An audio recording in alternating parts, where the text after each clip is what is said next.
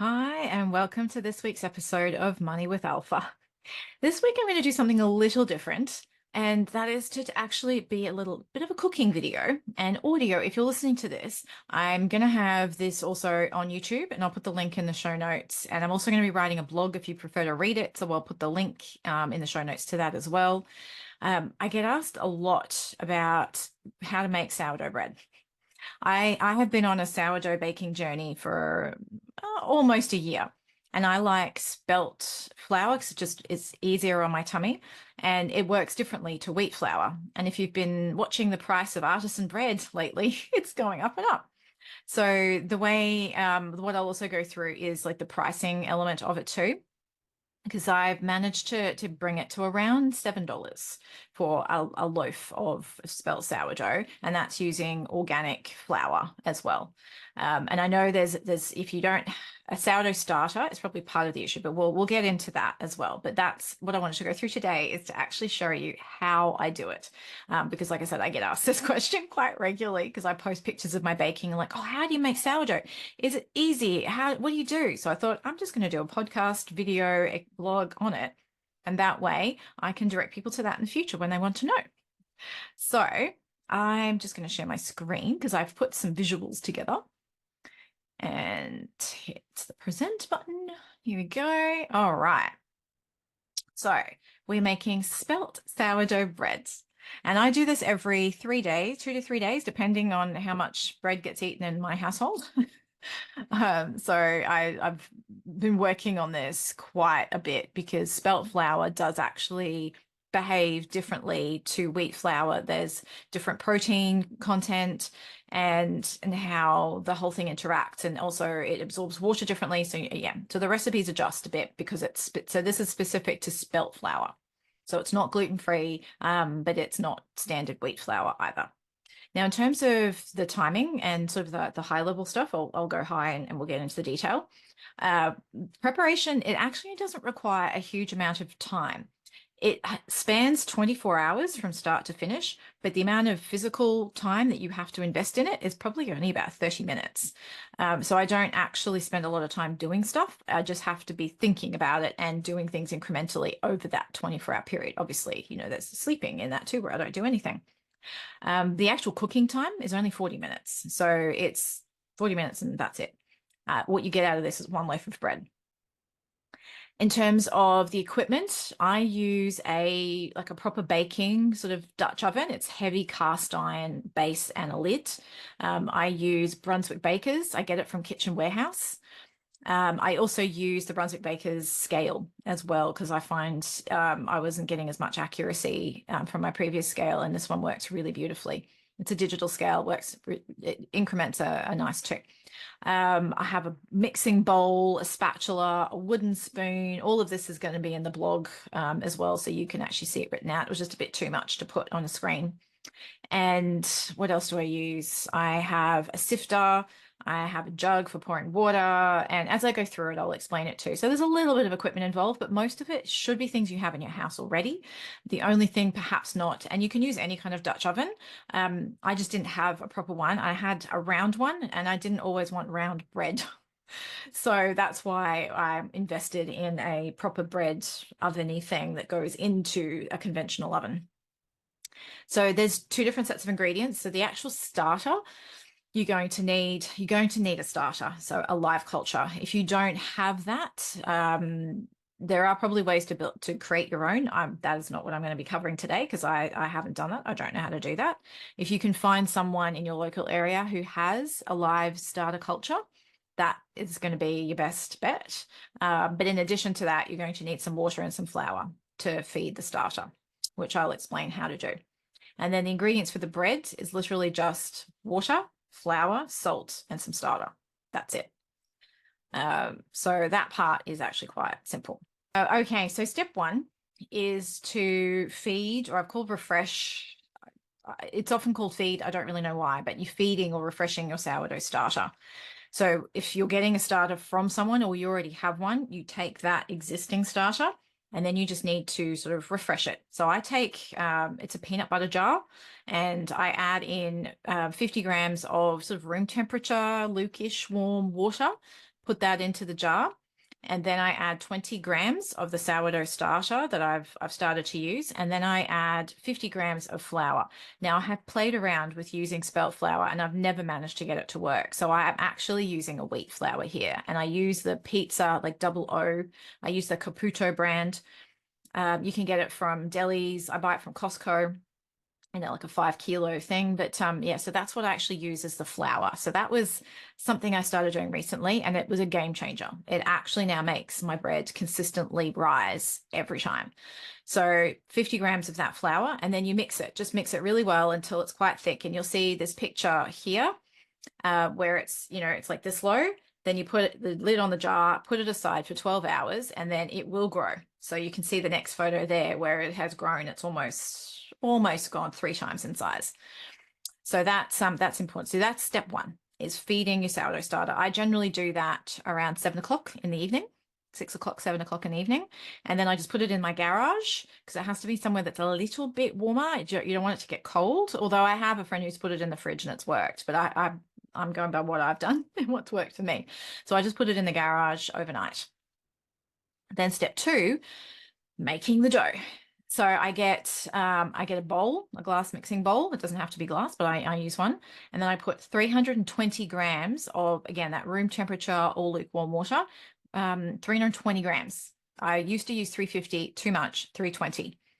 Then I take 50 grams of that fresh starter that's risen nicely. I take 50 grams of that, put it into the water, and then I use a spatula to mix it up. And then I mix it until it's that nice sort of milky looking, liquidy, milky looking consistency. No lumps in there, all nicely fully mixed in. And that's why the spatula is good, because it helps to break it up a bit better. Then I get 500 grams of organic white spelt flour. And I get it from Source Bulk Foods. Sometimes I'll get it from Woolies, depending on availability. I try and get it from Source as my first port of call. And then I get a sifter and I sift the 500 grams of spelt flour over this milky mix. Then I put in 10 grams of, I use pink Himalayan salt, which I also get from Costco. I put that in there. And then I start to mix it with a wooden spoon. So start with a wooden spoon. It then starts to get a little bit too thick and a bit too doughy to really mix in properly with the wooden spoon. So I use the spoon and my hand to actually then mix it in together until it's like a really nice sort of, you can see the consistency there, like this sort of thready but well mixed thick dough.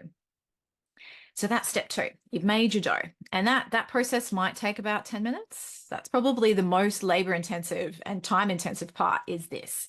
So I'll do that in the morning, about either 6 a.m. or 7 a.m. and so I get it going first thing in the morning. Sometimes I'll do it about 8. It really depends on the timing that you have available.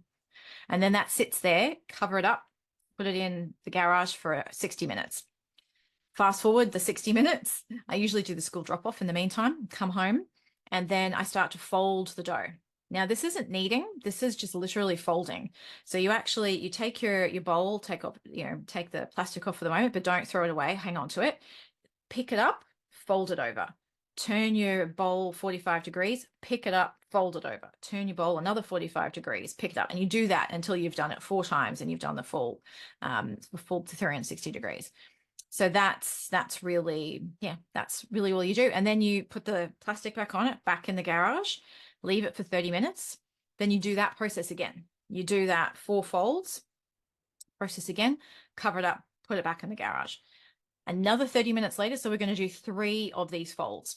Do that other fold, the 4 folds again, cover it up again with your plastic and put it back in the garage. This time, it sits for 7 hours. You don't have to do anything. So you can go about your day, you do all the things that you need to do, and the bread's just sitting there and it should start to rise. It'll bubble a bit and you'll see it rise.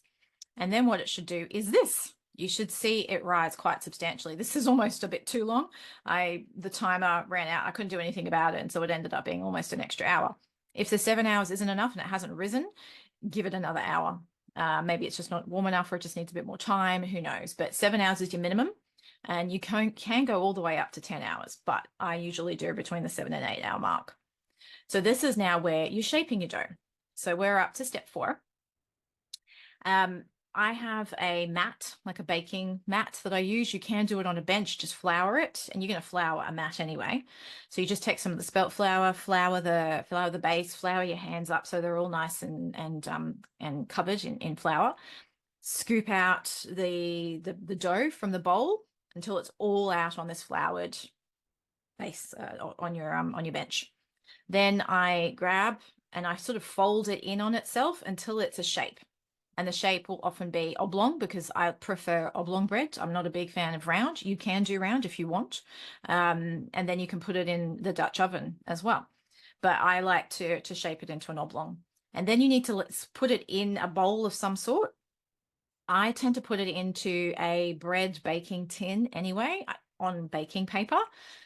And then I just rest it in there and then it sits there. I cover it with a dry tea towel and it'll just sit on the kitchen bench. You don't have to put it back in the garage now. Just put it in the kitchen bench for an hour. Straight away, turn your oven on, 220 degrees Celsius, and you can either put your Dutch oven in there straight away, or you can wait 30 minutes and then put it in. I generally just do it all in one hit because it's all there, and then I have an hour until the next step. So that's what you do. It's just sitting there doing its last proofing or last rising and resting at the same time. But it's sitting there with a tea towel covered over it. And then we have step 5, which is actually baking your bread. So then I take the tea towel off, obviously. I grab the tin. I pull with oven mitts on because it's very hot. You pull the Dutch oven out of the oven, and then I take the lid off. Then I put the tin and everything in there. I don't actually put the baking paper in the way I used to. Now I just put the whole bread baking tin inside the Dutch oven.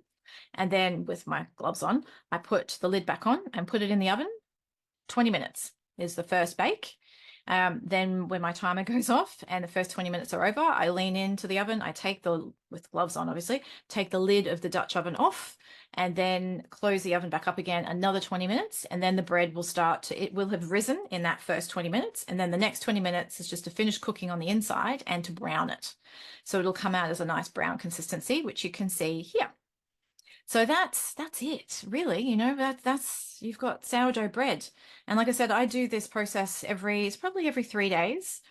And you could even do 2 at a time if you really wanted to, so that you're, just duplicating the effort if you needed 2 loaves of bread. I prefer to do it more often and have fresh bread. But then we're a household of 3. So it really depends on how much bread that you need on any given day.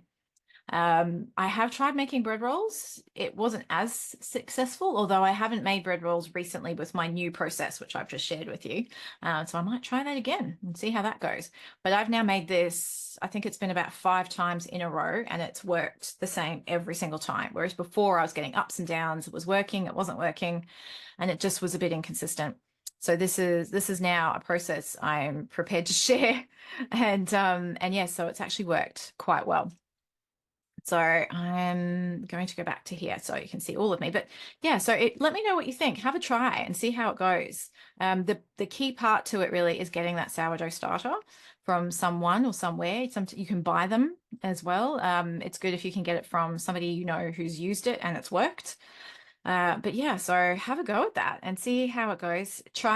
Cost it out as well and make sure that it's actually financially viable for you too. Like I said, the ingredients that I use and where I get them from. Like I said, I get the starter flour I buy from Costco. Not that I'm using much of that. I'm using like 50 grams. And the spelt flour I get from either Source, Bulk Foods, or Woolworths. And the salt I get from Costco as well. It's only 10 grams. But collectively, I've added it all up and it costs about $7 because I can't be entirely sure how much the electricity and the water are costing me. And the level of effort is relatively low. And once you get into the swing of it now, I just do it. I don't need to read the recipe. I've created my own process and off we go. So it's become pretty low effort. So yeah, I hope that was helpful and enjoyable. And yeah, you enjoy baking some lovely, delicious homemade bread.